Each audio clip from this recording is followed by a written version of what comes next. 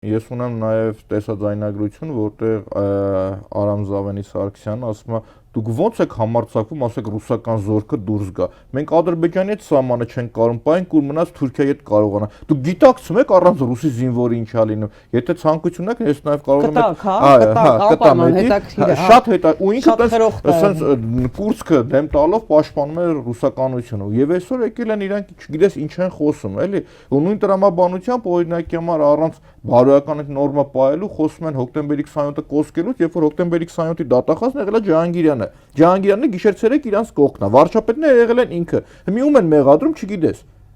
Գիշեր-ցերեկ էդ են խոսում այս մարդիկ, հասկանաս, ոչ մի բարոյականություն չունեն։ Խաչատուր Սուքիասյանի խնամին է, իրենց օրոք պաշտոներ զբաղեցնում, հիմա այս վերջում եւ այլն, այո։ Բոլորը, այսօր իշխանությունն իրանք են։